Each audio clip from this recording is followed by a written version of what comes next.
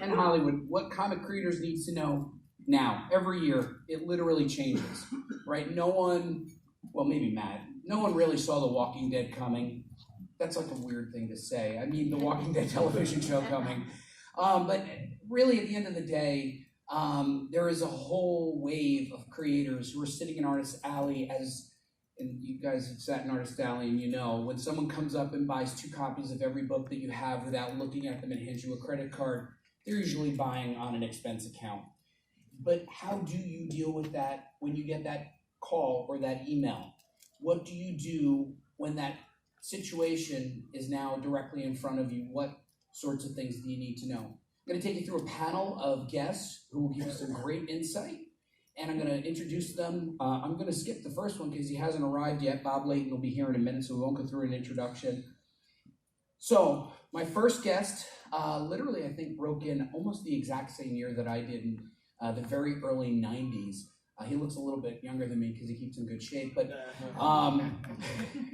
he was one of these guys that, just like me, you know, broke in an alternate fashion. I broke in as a journalist. He broke in marketing and PR, and was really just one of those things where young people who were breaking in, you just sort of attracted each other, and we were always very impressed with his ability to speak and to put together a coherent description of what was coming out. And as no surprise, he moved into the business end and the editing end, and is now a publisher, but also continues to be a generator of really, really good comic books. If you haven't read any comic books by him, I absolutely endorse it and encourage you to go check out work by my friend Matt Hawkins. And I'll do this with everybody. Matt, pick up the microphone. What else did I miss, just for the 30-second intro so that people are aware of who you are and how to give context to who you are? Well, I'm the president and publisher of Top Cow Productions. I've been in comics since April of 1993. I've written now a little over 300 comic books. I've written 28 hours of television. I've executed 54 option agreements, of which we've had 4 actually produced, which is about a reasonable ratio, I think. It's about what it is. Yeah, I'm just happy to be here. Thanks for inviting me, buddy. Thanks, Matt Hawkins. So my next guest, also someone that I was breaking in with around the same amount of time, and he was sort of earlier into the business than me. He was editing at Valiant when I first became aware of him, and then he launched the Magic the Gathering comic books, and was always working on really cool projects, and people would say, oh, have you met this guy? And eventually, at one party or another, we probably bumped into each other, but then we continued to keep in touch. And he's now launched his own company. I'm probably going on 10 years now, more than that. A little bit more than that. I'm losing track of time. As you get old, you lose track of time. You're like thinking in decades, and sometimes you're like, no, that was a different decade, earlier than that. But he's worked on so many cool projects. He consults on movies and product launches, and is truly one of the first people that we had ever heard of use the word transmedia storytelling. And that's what they do at Starlight Runner. They have a whole host of their own artists and writers who collaborate, and a lot of consultants. Please welcome Jeff Gomez. Jeff, could you grab that microphone and fill in a few blanks that I might have missed in about 30 seconds to a minute? Oh, great, thanks. At Starlight Runner, we essentially help the movie studios kind of expand the worlds that exist in these franchise movies, like Pirates of the Caribbean and Transformers and Teenage Mutant Ninja Turtles and Men in Black and so forth, and that makes them robust enough to be extended across different media in ways that are kind of authentic to the core storylines in the movies and TV shows. That's Jeff Gomez, everybody. My next guest is a guy that I was reading his comic book before I knew him, and then one day we were all hanging out, and I realized, oh, I'm talking to him. Because in the New York area, especially, we built this rich community where we would all just get together for parties and whatnot, and we'd bump into each other. And then I had worked for Wizard Magazine. You guys remember Wizard Magazine? Yeah. Yeah, that's more than enough for Wizard.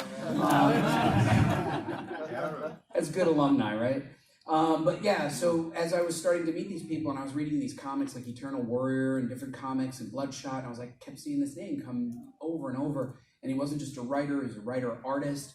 And then as the years passed, we sort of lost touch, but then thanks to the magic of Facebook, we reconnected, And now we still talk on a fairly regular basis. He is constantly working on new IP. He has produced films, written films, and keeps very active and yet very rooted. He never forgets the community of comic book creators that he came up with. And when I asked him, would you be in New York to do this on the last minute, like very short notice, he was like, sure, I'll join you.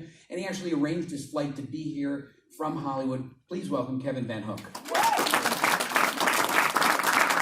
And you're going to help us fill in a few blanks. Basically started writing and drawing comics in the early to mid-1980s. Worked for Pacific Comics, Caliber Press. I was the art director for The Crow and Dead World and a bunch of stuff there. And wrote and drew the Rocky Horror Picture Show movie adaptation, which was a big book in 1990 for us. And then helped found a company called Innovation, which was a company back in the late 80s, early 90s. And then in 1992 joined Valiant Comics. Ended up writing 167 books for Valiant and co-creating Bloodshot and Jack and the Visitor. And it's one of the best times of my life. I've made more friends and family there than anywhere I've ever been. Ended up moving out to California, starting a studio to color comics, produce comics, trading cards, stickers, toy packaging design, and all kinds of stuff like that. Specializing, because I had a strong printing background, I did a lot of stuff with chromium and printing on acrylic substrates and stuff like that, which was really popular back in those days. And then taught myself to become a filmmaker. I've written, directed, edited, and produced 7 features, mostly in the $2 to $3 million range. And ended up selling my visual effects company to Film Roman, which is an animation company that did The Simpsons, King of the Hill, and X-Men Evolution. And then went independent, and I do a lot of the same things I've been doing over the years, but now I do them for my own company again. So I did all the work on Law & Order, Rizzoli and Isles as a visual effects supervisor and producer. And most recently did a Netflix original film called Power, starring Jamie Foxx and Joseph Gordon-Levitt, and where I was a visual effects supervisor and producer. And I'm excited because we have a Bloodshot movie coming out in February, which is starring Vin Diesel. Congratulations. Kevin VanHook, everybody. All right, so before we get too deep into this, a couple quick housekeeping things. As I mentioned in the last panel, this is not someone who just came up from the audience and is doing their homework on the stage. This is a longtime friend of mine. I used to work at the agency called Ogilvy here in New York City, and I met this person here. We've kept in touch. Somehow she made it down from Toronto and is now a New York resident. She is a stand-up comic here in New York City. And I somehow convinced her with a free badge that she can come into New York Comic-Con if she would just be our scribe. So at the end, she'll do a readout. But I want you to know, this is her first New York Comic-Con. Welcome, Asha Davis. First one. Intern number 1 over here, Ariel. She has been helping us. She does the videos on my YouTube page. She hands out markers and generally does stuff that no one else wants to do. So Ariel is intern number 1. There's only 2 of them. She's awesome. And then Rob Anderson back there, who's also a fellow comic book creator, who at any given point will lift boxes, hand out markers, or just generally be scary. He is here to help you. He's not as scary as he looks. He does look very scary, but he's awesome. Rob, thank you very much for helping us. All right. So we're going to get started. I'm going to put, the first person I'm going to put on the spot is Matt Hawkins. Matt. That's right. Sure. So you've worked on a lot of different comics, and you talked about the number of books that have been optioned. On a high level, you can talk about what are the generalizations of having your property optioned, but now then you get into the details. What's really important for creators to know once you get off this sort of, hey, we're interested in your comic, and you're starting to have conversations? Should they bring a lawyer in the room? Should an agent in the room? What are the details people should be aware of once they start working with people in Hollywood? Well, I think it's very important to have some sort of representation, because the reality is when I first started doing this, I didn't know what I was doing. And I'm not a lawyer. So first thing I did is I found a lawyer. I have an agent and I have a manager. I don't think you need all of those, but you at least need a lawyer. Because they send you these agreements, and a lot of times the agreements they send to people who don't know what they're doing are not very good. In fact, they're somewhat exploitative. Everything in Hollywood is based on what they call quotes. So what you get is based on what you've previously gotten. So if you've gotten nothing, you need to be really careful and make sure you start at a point that is at least at a reasonable opening place versus like a floor. So, these people, a lot of them, you can find an agent and a manager and a lawyer, and most of them will take a percentage, so you don't actually have to pay them. So, and there are just a few people that do this in comics, lawyers, and they're pretty easy to find. You just Google it, really, and you can just email them, and they'll respond to you. But for the most part, don't try to do it yourself. I always fancied that I was a really smart guy, but I was amazed how little I knew when I started doing this, and there's just a lot of things that are specific to the film and television industry, and they don't want to pay anything, so, and there's a lot of things that happen. Like, one of the things I learned the hard way is that sometimes people will option things because they don't want you to have it available. Like, I've had properties of mine optioned because they had properties that were similar in development, and they didn't want mine competing with them from a different studio or from a different place. So there's that to navigate. So the one thing I would say is if someone shows interest in your property, because this happens, like you said, the people that drop the credit cards, they will tell you, oh, we want to buy this, and that's complete bullshit. I mean, I can't tell you how many times I've been in a room where it says, oh, we want this, we're going to buy it, or oh, this is amazing, we're going to put this in development immediately, and then you actually start down the process and you realize they're completely full of shit. I would say the vast majority of people that actually do show up at comic book conventions like this are usually junior CEs, those are creative execs. They don't have much juice, really. I'm not saying you should ignore them, but have a conversation with them and get their business card. And I would suggest that you get a manager, get an agent, get a lawyer. And if you're publishing comic books, it's actually very easy to get an agent. It is amazingly easy. For the first 15 years I was in comics, I was represented by CAA, which is the biggest agency in the world, and now I'm represented by ICM, and my management is with Circle of Confusion. I sort of navigated some various things to find what worked for me, I just be careful, don't sign anything, and take your time. I mean, when people tell you you need to do this now, the offer's on the table, it's only on the table for 5 minutes, that's horseshit. It's complete horseshit. Don't. Are there any kids in here? Oh yeah, there are. Sorry. Sorry, I'll watch my language, but I would just not be in a hurry. That would be my best advice, is never be in a hurry, because the few times I've been in a hurry to do something like this, it's always bitten me in the ass. So that would be my top line advice. That's great. Jeff, you were starting to nod. What thoughts did you have on that? I agree with everything, actually. These are all very good points. However, don't act too cold. This could be your chance if they're paying some kind of attention. There are lawyers who charge, in my experience, who charge percentages are a little bit rare. So with independent comic book guys, yeah, a little bit. Research the track record even of the lawyer. It's not just any lawyer that can do these deals or have experience working with studios, whether those studios are independent or big movie studios. You'll want to check to see that the attorney has done stuff. If you want a little more information about that sort of thing, just see me after, because I know a few in New York that are pretty good. That's great. Same thing. Kevin, what are your thoughts on the process has started? You're in Artist Alley, you get a business card, somebody bought all your books, you're creator owned. I think pretty much what they've just said is all valid, and including the don't act too cold part. They just recently, a good friend of mine is a fellow named Jim Ojala. Jim owns a special effects makeup shop. Started writing, started pitching things, and had a Sci-Fi Channel series deal on the table, but he had a writing partner. And the writing partner just really got hung up on some inconsequential contract negotiation points, not the real stuff, but just things more like credit order and those kind of things, where he was just really hung up on it, and he bogged down the works. And basically, Sci-Fi went from, we want to have this on our schedule, on our slate. And I've worked with Sci-Fi, so when they're talking about their slate, that actually is legitimate. They walked. So it does happen, but don't be too in a hurry. I mean, if the project is worthwhile, it's worth waiting for, and I'm a big believer in that. My first exposure to anything like that was I was art director of Caliber Press, and we started getting phone calls from Sony in 1990 about The Crow and about my book Frost and about Dead World, specifically, and Baker Street.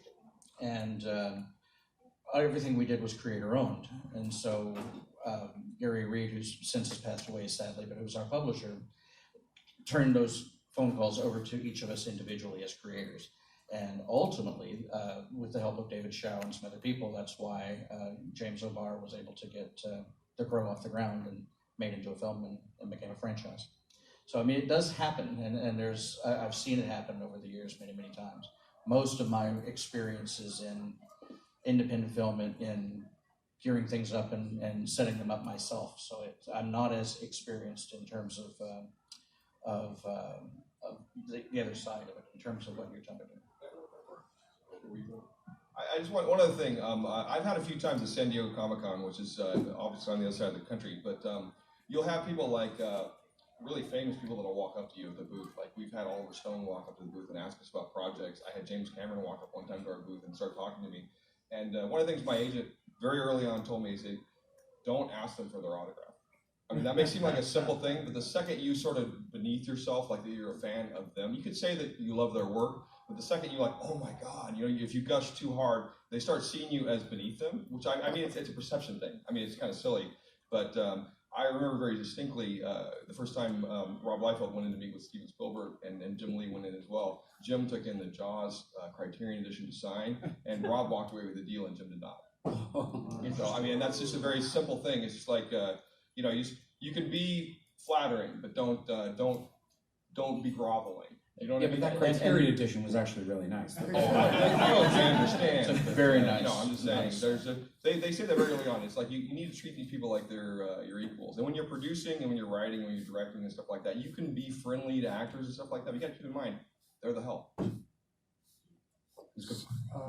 A quick word about money. This is not going to, your first option is not going to make you independently wealthy.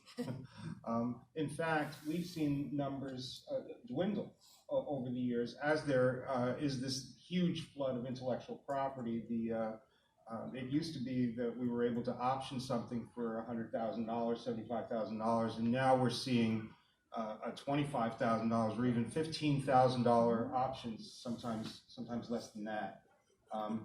So your fantasy of what is possible should be a long-term fantasy, not all hinge on that first sale.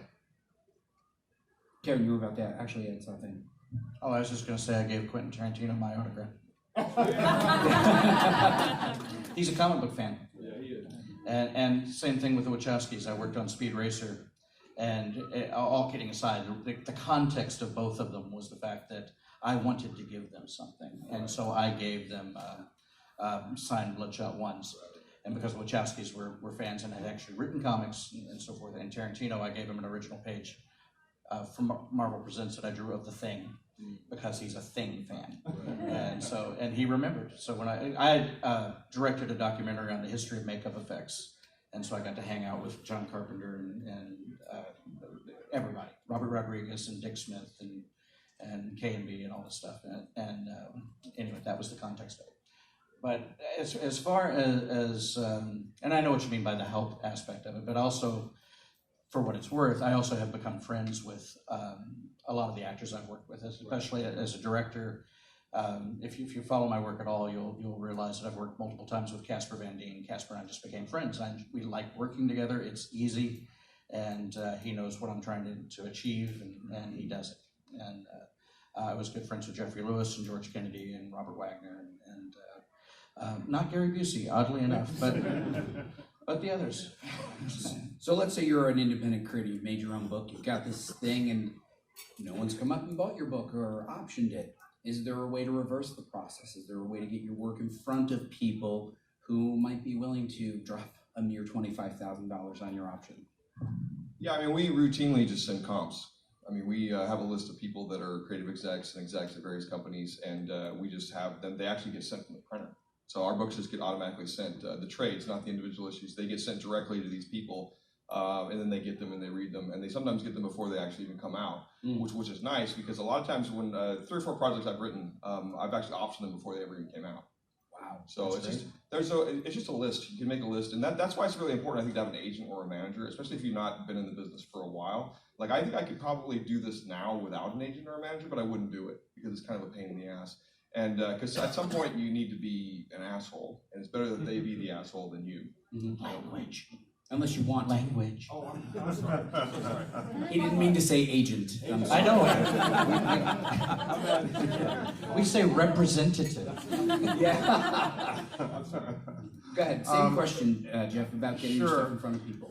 There's a variety of ways. Some people think that you need to have a gigantic social media numbers. Actually, I think that if you have an ardent, even a small but ardent fan base, people who are talking about your stuff a lot, people who are passionate about your work and are chattering about it a little bit, that can help.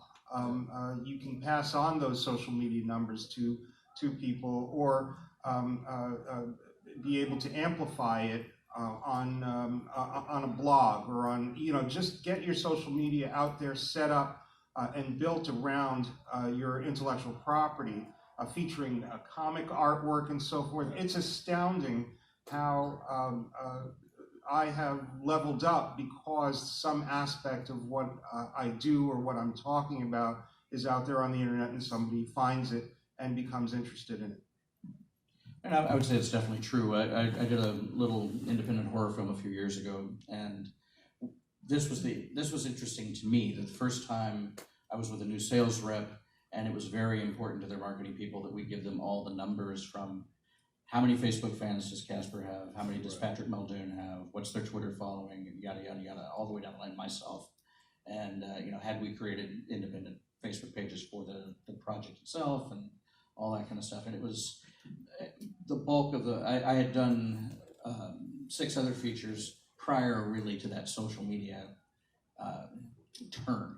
And so that wasn't something that was as important then. And it was more about articles and press and the physical media and so forth. So that was intriguing to me to see how much weight was being put on it. Comment one thing on what Jeff said, absolutely, because it actually is relevant not just for for Hollywood, but for publishing too. Because I had a guy come up to me yesterday that said he had 300,000 Twitter followers, and he was so adamant about how I had to publish his book because he had that many followers. So I went to his Twitter account and I looked. He did have 300,000 Twitter followers, but he did not have a single like, a single retweet, a single thing for weeks. And I sort of scanned through it, and I just looked at him and I said, "How much did that cost you to buy all those followers?" And he kind of looked at me scared, and he walked away. And people in Hollywood are not that dumb either. I mean, there are a lot of really smart people, so you're better served having 2,000 hardcore people that are talking about you and you're commenting on and these kind of things than you are having there's a comic book publisher, I'm not going to say who they are, they have 1 million Facebook likes. We have like 300,000, but ours is interactive. You go, almost every post we have has hundreds and hundreds of comments and stuff like that. He has nothing. I mean, I look through this feed and I'm like, why? It's so obvious, unless you're just stupid. So I think that, when you think about the different ways that people can get a path in, I'd like to just stay on this path. When you think about these creators, does it matter if they're exhibiting or not? Does it matter if they are being noticed in the media, in the comic book media? And I think prompt you as well, Matt, because I think you mentioned this in another panel that we were doing, if they are self-publishing and on Comixology, does that ruin it for them in any way?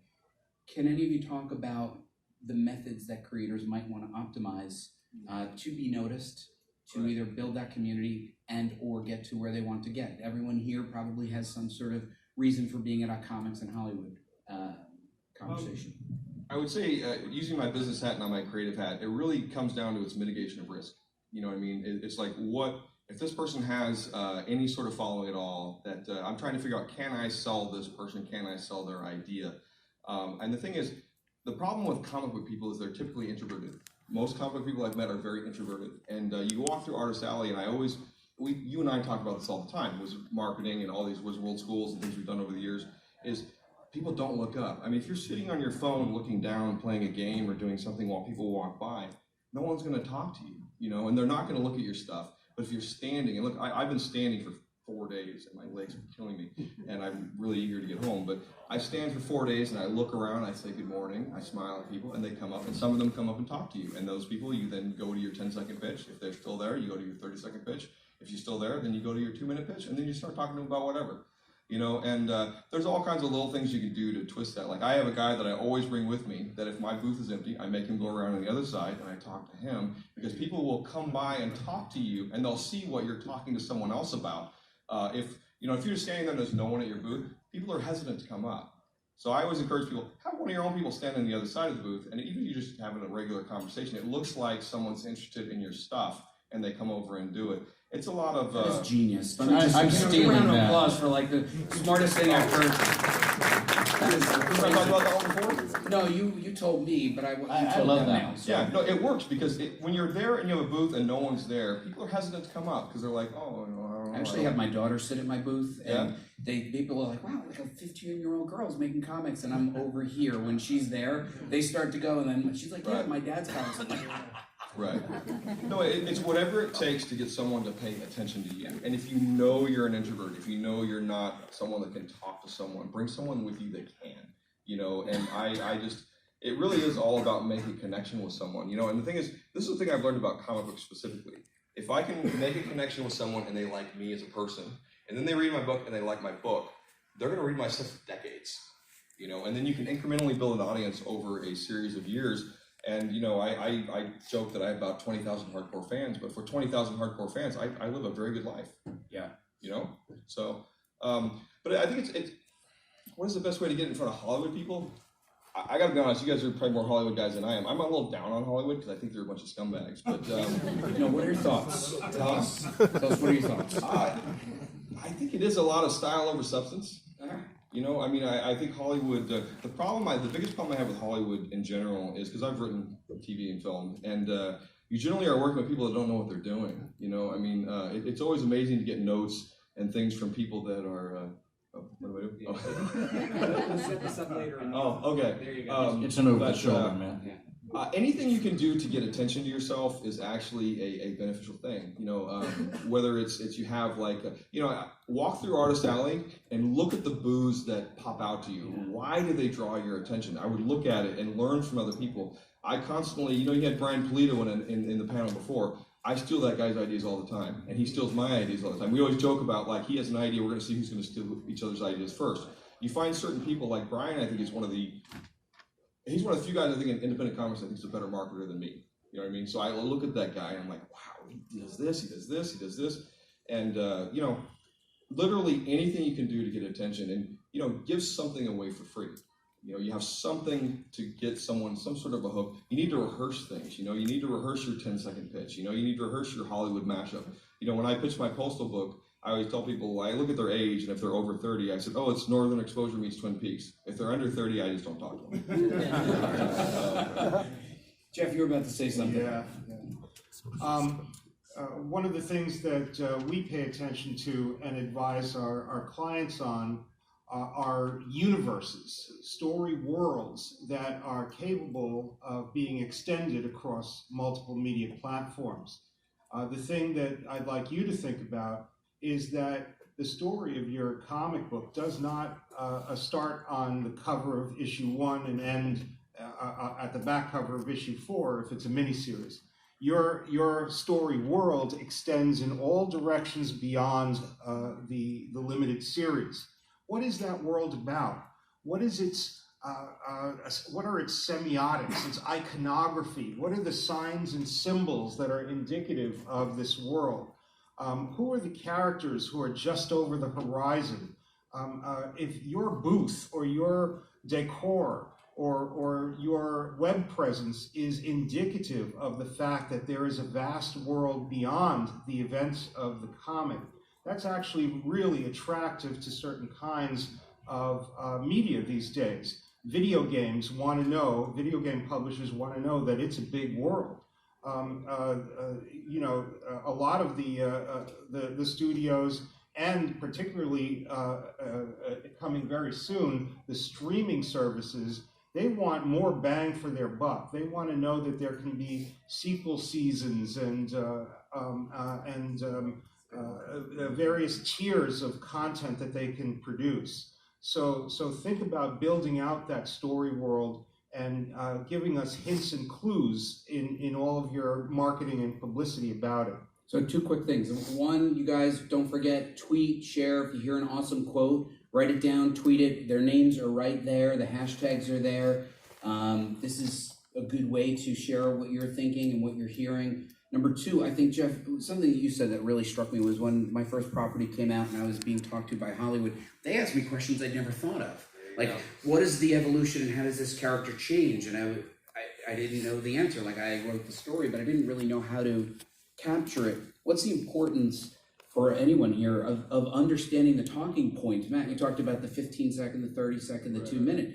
I wasn't ready during those first couple of conversations. I had to actually practice the elevator pitch. Does anyone want to talk about that? Yeah, I think, for me, I believe in the iceberg method of storytelling. Like, you show 10% of the world, but you know 100%. 90% of it's beneath the ocean or the water, but you have to know all of it. And I know this is nerdy, but one of the things I actually do for all my characters, I actually fill out Dungeons and Dragons character sheets. I know it's insane, but I've done that for decades now, and it works because they actually ask you a lot of things. It's like, what is this character? Even if it's not relevant to the story that you're writing, if the character's a Star Trek nerd, if he's saying goodbye to someone, he might go, goodbye.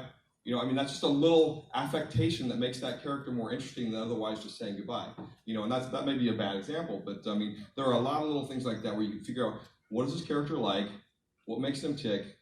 Who are their support? What do those people think of them? Why do we need to love this character? Because the number one thing I find in storytelling that drives me nuts is people have these high concept ideas and they spend so much time working on the laws of the world, the high concept, the world building, and the characters get lost in the shuffle. I use an example. Independence Day is a great film where it's got this great high concept, but the characters are secondary. There's no character in there that's really, to me, that interesting. And so there's a lot of films where the stories themselves don't make a hell of a lot of sense, but you like them anyway. And why is that? Because you identify with this character, you identify with their struggle, you identify with what they're doing and why. And take the time to actually, for your main characters, spend a few days and write out like little, you don't have to do D&D character sheets, you don't have to be a nerd like me, but you do something where you figure out what do they like and why. Even if it's not entirely relevant to the story you're telling, those things are interesting little things that make those characters more memorable. The fact that, Fox Mulder slept on his couch was weird, but it was interesting. I always wondered, where was his bedroom? Like in the 4th season, they finally showed his bedroom was full of shit. That was so cool to me. I was like, oh, it says he's just got he uses his bedroom as a storage, those are the kind of things that makes people more identifiable. And I think if you think in your mind about any film or TV show or comic that you really loved, you identify somewhere, somehow in there with that character, and they do something or something that speaks to you, or something that you aspired to. And I'm going on, but you know what I mean? I do. Kevin, you haven't spoken in a while. Share some thoughts about understanding your story and being ready to have a conversation at any given moment. And if you want to share any personal anecdotes, because you have been involved on the opposite side for so long. Yeah, well, just to I'll do a personal anecdote aspect of it. So years ago, I was talking to the Sci-Fi Channel. I had made a number of films. I made 2 films that they acquired, and then they wanted me to produce originals and also talk about episodic, but we were really talking about their Saturday night original films. And they came back to me and they said they wanted 50 pitches. And I said, I don't have 50 ideas that I think are valid and fleshed out enough to come in here and pitch. I had 24, and I had my close friends and coworkers came up with another 10 that I thought were solid, and so I went in and I had them all written out so that everybody had a handout of each little log line. And the way I did it is and what I've come to do now is I did a little log line, which for people old enough to remember TV Guide would have been the description that you had gotten there, just one sentence. And then I had a little bit more fleshed out version. If they want it, there's a separate synopsis over here. But at least we have that to talk about. And what I've done most recently is kind of give them the nutshell, more high concept approach, which is a little cheesy, but things like think Highlander meets the Predator, that kind of a thing. Or I will say strong action figure potential here, or something like that. But what I did that day was interesting because I had rehearsed the pitches. So so one of them, for instance, was there's a story in the Bible that says that there were giants in the earth in those days, Genesis 6:4. we found one of them. And that was the pitch for a movie I did called The Fallen Ones, about a modern day mummy being found that's 42 feet tall. And what the heck was this? And it's the offspring of fallen angels and human women. And it was the Nephilim. And so that was an easy thing for people to wrap their heads around. I'll tell one slightly longer anecdote about it. So the same meeting, I said, okay, so here's my King Arthur story. So it's been said that in England's hour of greatest need, King Arthur will return as her champion. And it's not the political unrest or the terrorist bombings that's bringing him back. It's the damned alien invasion. And Tom Vitale, who was heading the channel, said, I love it. Lose the whole alien thing, set it in medieval times, and he's going on like a quest. And I said, I have a lot of mass, but I don't have a lot of volume. So maybe you didn't hear me. So it's been said that in England's hour of greatest need, King Arthur will return as her champion. And he said, no, I heard you. It's just, I just think it would be really cool. That's Excalibur. We've seen it. And so he said, it's like, well, do you want to do something with Merlin? So Merlin's going on a quest, and every year there's this great, and I'm making it up as I go, this was not on my list. Every year there's this contest of wizards, and he's journeying there, and in the meantime, his greatest competitors are pitting all these monsters and creatures in his path so they can stop him from actually arriving, because they know he'll win the championship, as he does every year. And so Tom said, that's great. What kind of monsters? Scary ones. And he literally got a book off of his shelf and went, no, harpies are stupid. Hang on. And so it's like, trolls just live under bridges. And I'm like, well, and so I said, well, I mean, you've got the one really cool image I see in my head is the fact that he's rounding a corner and there's this cliff face and this creature breaks out of the side of the cliff and it's actually a rock monster and he steps towards him and starts to, he's bearing down. Love it! Let's do that one. And so that was the movie that got greenlit. Yeah, all right. Purely because he didn't understand it in England's hour of greatest need. I don't know if you guys heard that one. All right, so before we go on too far, we have a few extra minutes. We're going to do two things. I'm going to ask the audience if you have any questions, but give you 1 second to think by just giving a mid-round of applause to our guys for sharing so much good information. Hey, buddy. I leave a little early. No, you can't leave early. I just want to make one comment on what he said. I think in terms of pitching, the one thing I don't know if you guys do this. I actually videotape myself pitching to myself. Wow. I do that every time. Before I go out and do a pitch, I will literally set up my phone and I'll videotape myself. It's amazing how stupid you sound when you listen to yourself. And you do that 2 or 3 times and you kind of hone it and get it down to a craft. And the other thing I do is I pitch my families and friends first. And one of the things that when people pitch me all the time is they tell me that, oh, I didn't understand this point. And then I'm like, in my head, I'm like, just explain that point, you moron. But the thing is, that's your fault, not theirs. And I think people always assume that if the person listening doesn't understand a key point, you need to make a point of that in your mind and say, okay, they didn't really totally get that. So what I'm going to do is I'm going to explain that same point 2 or 3 times during the pitch from different perspectives so that it hammers it home to them so they get it. And practice makes perfect. And it's amazing the things that when you watch yourself on video when you're pitching, that, you pick your head, you do this, all these things that distract the person. It's just like in a movie when someone's on their phone over here, it takes you out of the film, right? So you don't want to take them out of the pitch. You want to keep them interested. You want to keep their interest going.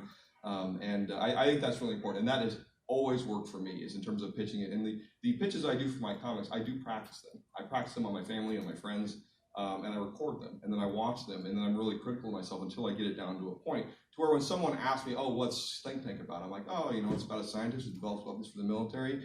He was recruited when he was 14. He's really smart. He doesn't want to do it anymore because he knows now the stuff's being dual purpose to kill people. He doesn't want to do it anymore, so he wants to quit. But they won't let him quit because it's too valuable. It's, it's real genius meets MacGyver. That's methodical, and that's exactly that's the By the way, I just want to note, when we said this in one of our early, you can clap, go ahead, do the clap. I do gotta go, because I just played. You gotta go. And everybody, Matt Hawkins, Matt, what should they look for from you? What's coming up that they should look for? I have a new book called The Clock, which will be out in January, which is about the weaponization of cancer, which no one has done before. Ooh. Ladies and gentlemen, Matt Hawkins.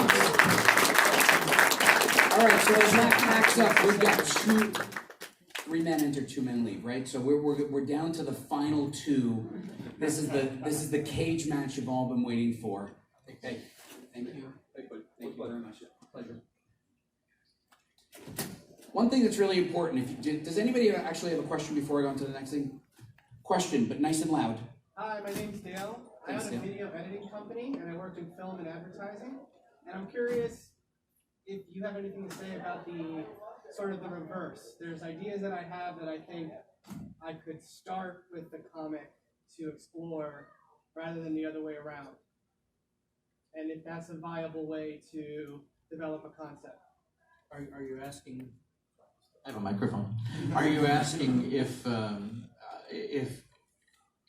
starting it as a comic book is a viable approach? Because that's kind of what we have been talking about. Or are you saying yes, talking you're about creating? I'm a filmmaker that's thinking about doing comics to get to film, and this is like comic book creators trying to, I'm just wondering, is it the same? It's kind of the same.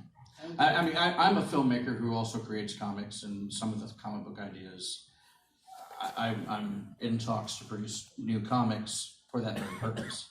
I also, one of the things we haven't talked about specifically is the idea of a sizzle reel.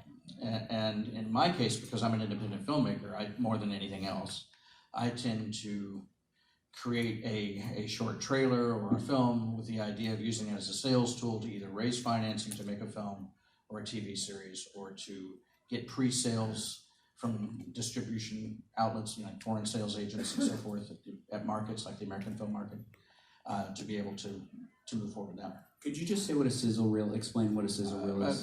Basically like a movie trailer, but just something that gives the idea, that shows the concept. In my case, because I'm also a visual effects guy, typically it's going to be very visual effects driven to show that extra production value.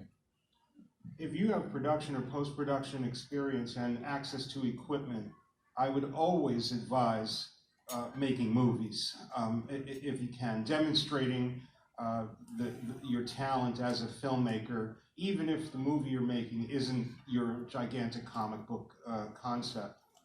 It'll put you down the road a good piece.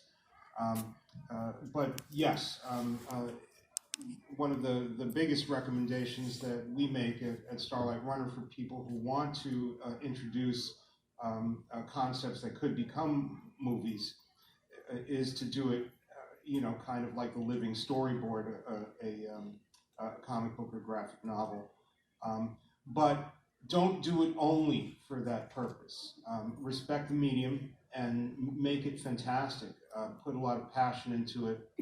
It should not just be a storyboard. It should contain the messages and meanings and emotional resonance that you would like to see in the film.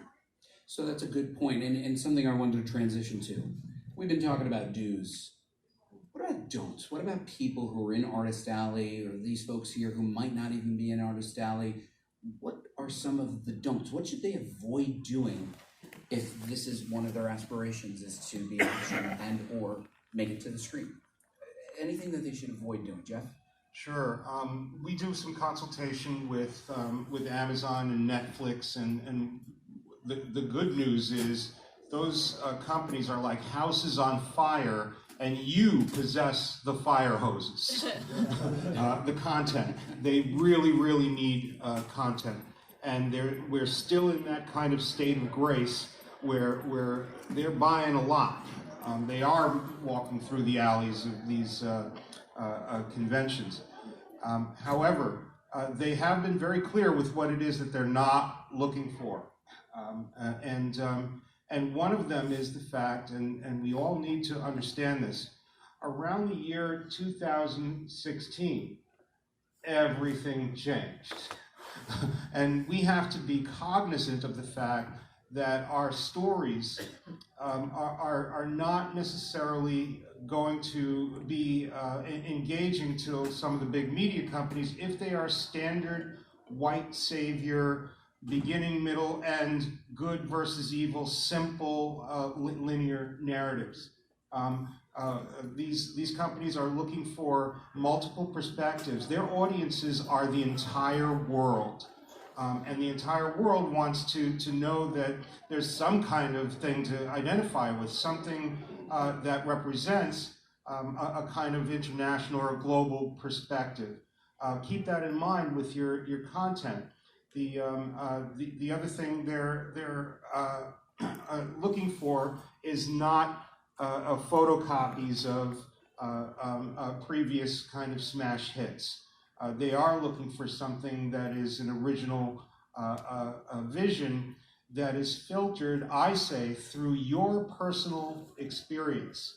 You should not give us your version of Superman. You should give us something that is filtered through your trauma, your joy, your very, very personal perspectives, because those perspectives are now universal thanks to the fact that all of us now have a voice through social media.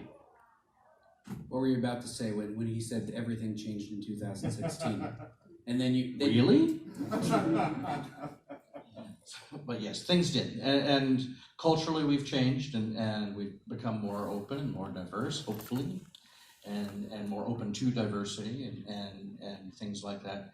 I think that one of the big challenges that you have in sitting down to tell a story is so many of us come from being fans of storytelling. And so many of us come, especially in the comic book world, and maybe more so in my age group and younger people. But, you know, it was a big thing that where we would want to grow up to, you know, write and draw Batman and so forth. And so sometimes that driving desire you've had since you're a kid sometimes overwhelms the logical business desire to create something that's your own IP, that you own and control.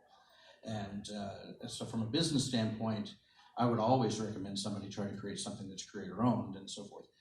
I don't minimize the difficulty in turning that around and actually selling it and making money from it.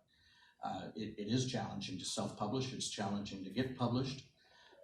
But if you do good work, it still holds true that by and large you will find an audience for your material.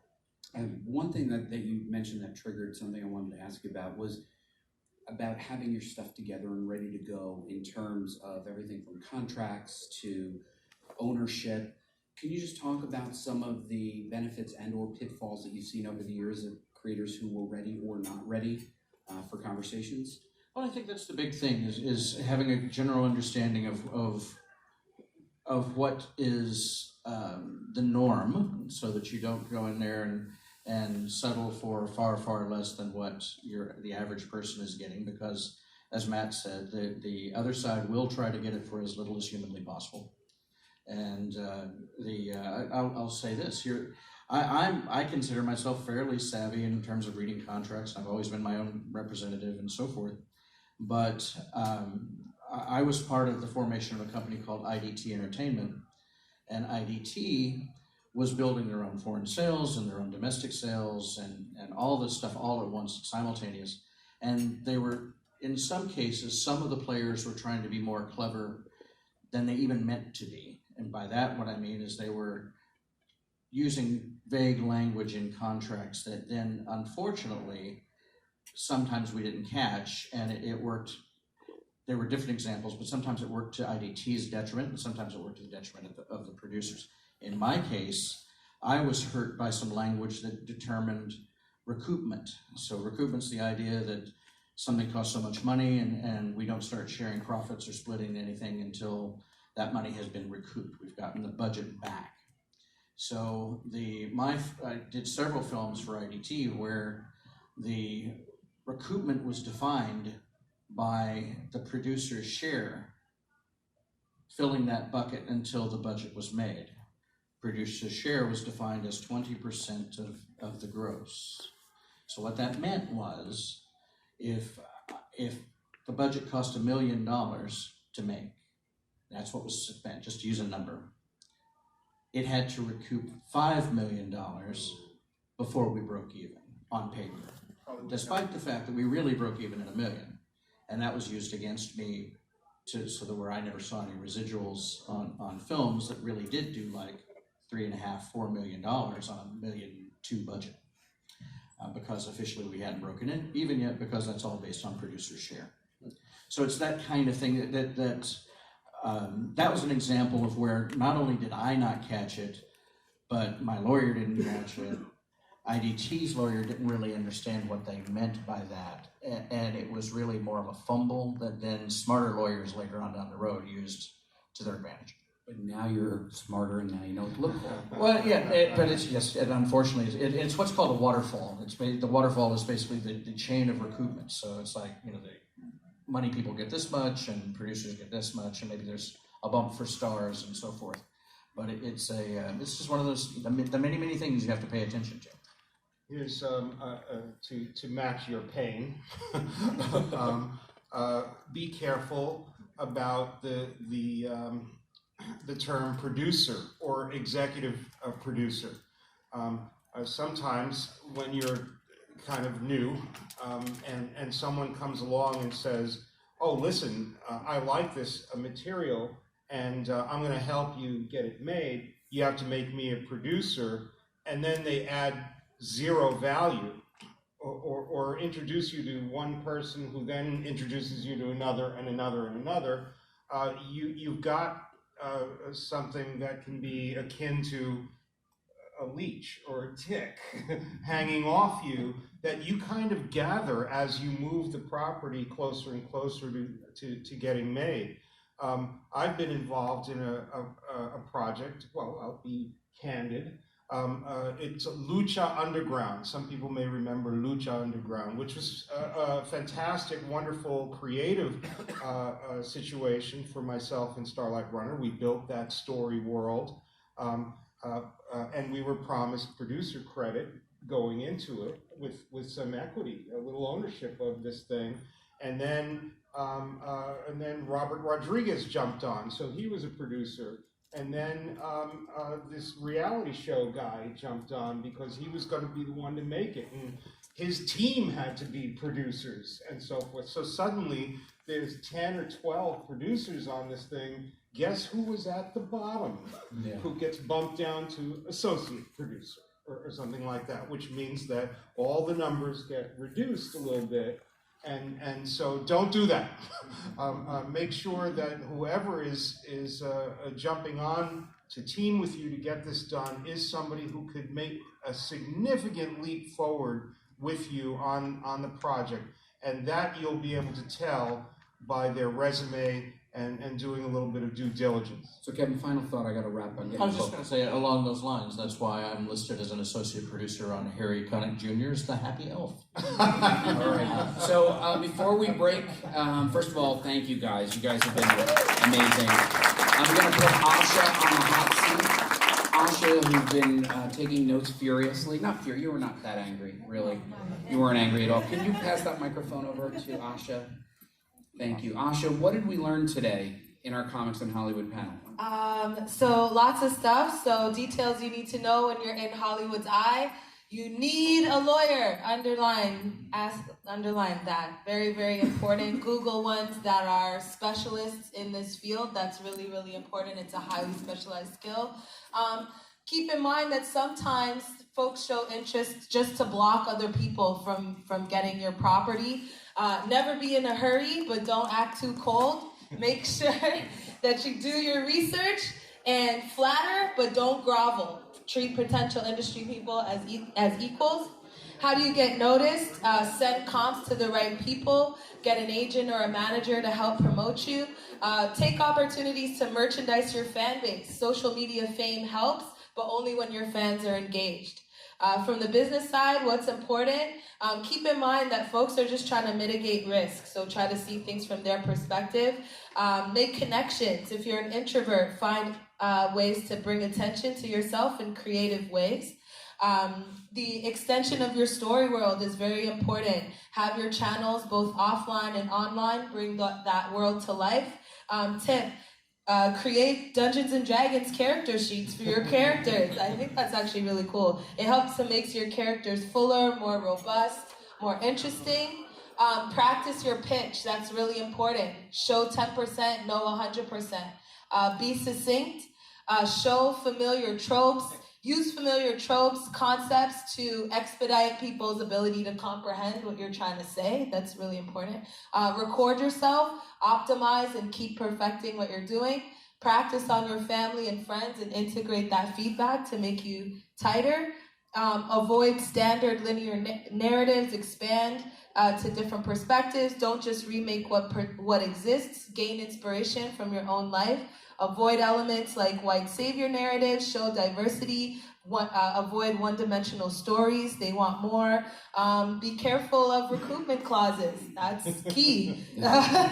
And be careful of those terms, producer or executive producer. Make sure people you partner with can really add value to what you're doing. Wow, Asha. You got it in one breath. You didn't actually breathe in and out. Listen, guys, thank you so much for coming.